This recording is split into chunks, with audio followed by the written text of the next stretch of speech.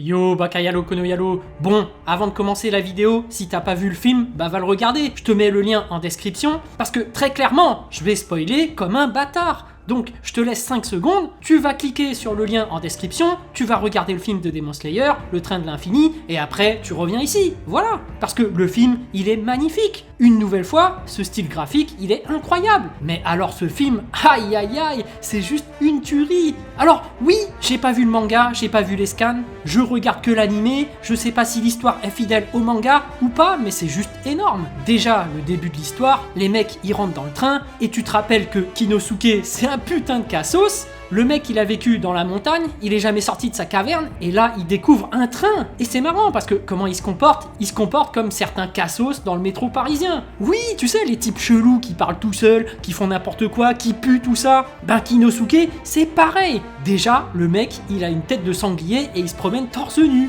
Non mais, t'imagines le délire? Ça dans la vraie vie, mais tu pètes un câble. C'est limite, t'essaies de changer de wagon quoi. Un mec avec une tête de sanglier quoi, mais c'est un truc de ouf. En plus, les mecs, ils rentrent dans le train avec des sabres, normal quoi. Bon, après, c'est vrai qu'il est quand même marrant. Quand il a dit qu'il allait descendre du train pour voir s'il pouvait le rattraper en courant, c'était marrant, tu sais qu'il peut pas, il va se faire larguer par le train. Après, la rencontre avec le pilier du feu, Rengoku, le mec aussi c'est un cassos. Quand il mange, il crie « c'est bon !» À chaque bouchée, il dit « c'est bon !» Et t'as tous les mecs à côté qui sont silencieux et qui disent rien. T'imagines dans le train? Mais bon, le mec est plutôt cool. Et puis, qu'est-ce qu'il est badass! À peine présenté, on le met en action directe. Premier démon, boum, il sort ses flammes, il coupe la tête du démon, en plus il te présente ses attaques de feu, premier mouvement, ah tu sens la puissance des piliers, et puis ça continue, deuxième démon, il y a tête de sanglier qui veut se faire le démon, mais non, il se fait repousser, et direct après, le pilier, il vient sauver le passager, parce que oui, la priorité c'est de sauver les gens quand même, et puis ensuite, il arrive, deuxième mouvement, cercle de feu, et boum, ça one-shot direct. Le mec, il one-shot les démons, il leur coupe la tête en 2 temps 3 mouvements. Le mec, il est pas là pour rire. Non, franchement, j'aurais kiffé qu'il se fasse un 3e mouvement contre un 3e démon. En fait, ces attaques sont tellement stylées dans Demon Slayer, c'est du pur plaisir. Surtout graphiquement, avec cet effet de tableau, waouh. Et pourtant, le scénario, il est pas ouf non plus. Ils sont dans un train, bon, faut quand même souligner que c'est vachement étroit, t'as quand même pas mal de passagers à protéger, c'est pas évident de se battre contre des démons dans ces conditions. Mais bon, c'est un pilier, le mec il gère, tu te dis c'est bon, c'est sécure, le mec il est super balèze. Mais la scène suivante, tu les vois tous en train de dormir. Tu fais what? Qu'est-ce qui s'est passé? Pourquoi ils sont en train de dormir tous en même temps? Il n'y en a pas un qui s'est dit « Non, moi je vais faire le guet pendant que vous dormez, ne vous inquiétez pas ». Non, les mecs ils dorment tous en même temps. Et après, t'apprends qu'en fait, c'est le démon qui les a tous endormis. Et là tu te dis « Non !» Comme quoi, il y a un super pilier, super balèze, et finalement, le démon, il utilise la ruse pour les battre. Aïe aïe aïe, ça c'est pas mal. Franchement, il y a quand même du scénario derrière. Parce qu'après, ils plongent nos héros dans leurs rêves, et franchement, leurs rêves, c'est émouvant. Ils font de très beaux rêves, nos héros. Tu sais que Tanjiro, il a beaucoup souffert, là, il retrouve toute sa famille, il retrouve le bonheur familial, et on a tous droit au bonheur. Finalement, qui s'est jamais imaginé si ça existait pour de vrai? Du genre, grâce à la science, on peut te plonger dans un rêve que tu veux. Dans ce rêve où t'as tout ce que tu veux, l'argent, l'amour, la gloire. Oui, on y a tous songé. Et c'est justement intéressant de voir quelle est la vision du bonheur de chacun. Par exemple, Zenitsu, c'est marrant. Il veut être en tête à tête avec Nezuko, les deux ont l'air de plutôt bien s'entendre. Non, c'est beau, les deux ils sont super mignons, ils méritent de finir ensemble. Franchement, c'est à la fois drôle, mais en même temps, t'es content pour lui. C'est le bonheur. Non, moi j'aime bien Zenitsu. Par contre, le rêve de Kinosuke, le mec il est complètement chelou. Il se voit avec Tanjiro en mode écureuil, Zenitsu en mode hamster, Nezuko déguisé en lapin, mais tu te demandes, mais c'est quoi son délire? Mais le mec il a des problèmes psychologiques.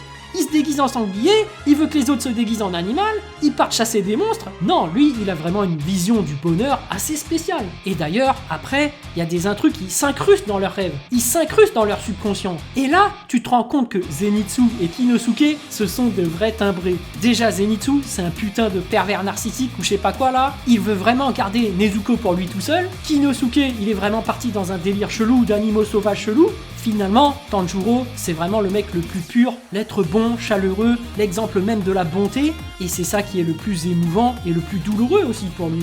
Parce que toute sa famille, en fait, ils se sont tous fait massacrer. Et le mec, il a été privé de ce bonheur, mais dans une injustice totale. C'est juste des démons qui ont débarqué du jour au lendemain et qui ont tout bouffé. Non, franchement, ça se fait pas. Surtout qu'après, il se rend compte que c'est juste un rêve. Donc en fait, tu dois renoncer une nouvelle fois au bonheur qui t'était dû.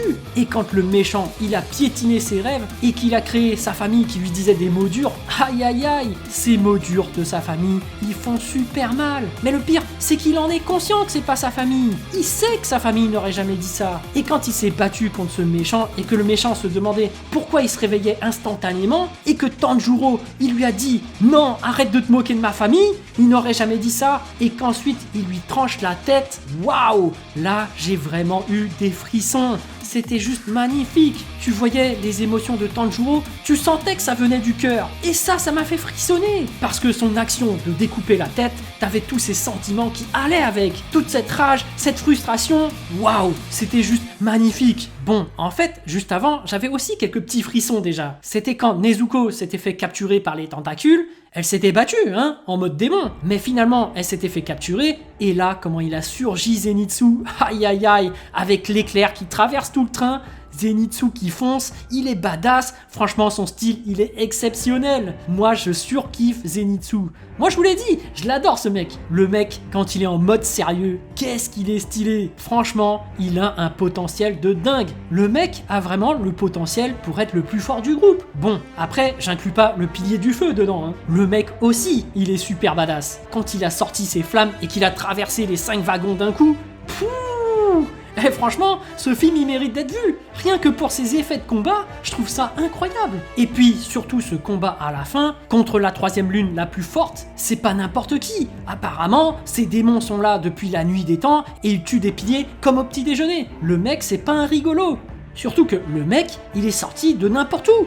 Il est sorti de la forêt alors qu'ils avaient déraillé par rapport au TGV. Bon, même si ce passage je l'ai pas trouvé très cohérent, non mais regardez ce combat. Ce combat est magnifique. Un combat qui dure longtemps, avec une animation incroyable, une musique super bien adaptée et rythmée lors de ce combat, et ce Akaza, troisième lune qui se bat à main nue, tu vois quand même que lors du combat, il cherche à recruter le pilier des flammes. Il arrête pas de lui dire « Viens, viens, deviens un démon, on pourra se battre éternellement ». Et là, je me suis demandé si Rengoku aurait accepté. Est-ce qu'il serait direct devenu un démon ? Ou est-ce que c'était un piège d'Akaza pour absorber son pouvoir? Et puis, s'il propose au pilier de devenir un démon, ça veut dire que dans le passé, il y a peut-être eu un ancien pilier qui a accepté, qui est devenu un démon. Non mais t'imagines un ancien pilier qui est devenu un démon?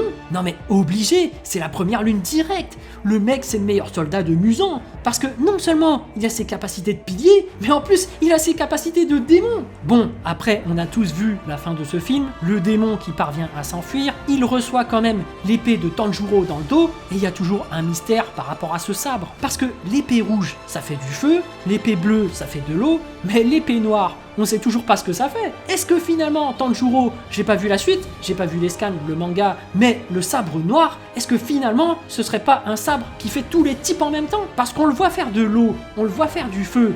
Peut-être que Tanjiro, en fait, il peut faire tous les types d'attaques, ou encore plus fort, il peut fusionner tous les types en un type encore plus puissant. Enfin bref, la fin était super émouvante. Déjà, la morale de Rengoku, comme quoi les plus forts doivent protéger les faibles, ça j'adhère, j'ai kiffé. C'est pas super développé, mais ça marche. T'as une morale derrière, et puis sa mort, elle est super émouvante. Le mec, il a eu le temps de leur faire un discours. Mais pas un petit discours, son discours, il a duré dans le temps. Ils ont vraiment fait durer sa mort. Et franchement, quand t'entends Tanjiro chialer, t'es pris dedans. Le jeu d'acteur, le jeu des seiyuu, il est juste extraordinaire. Et le plus fort, c'est qu'ensuite, quand Tête de Sanglier leur dit « Mais arrêtez de chialer, c'est pas ça qui va le ressusciter !»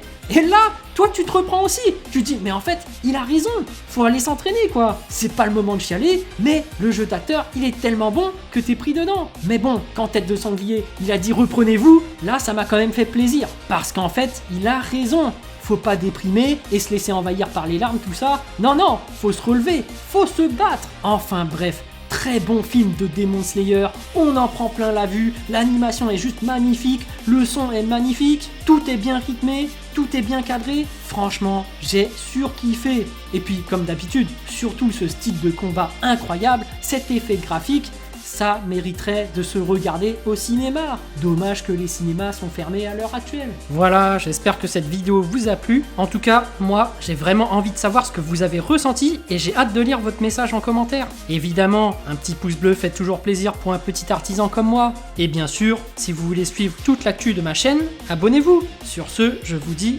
à plus.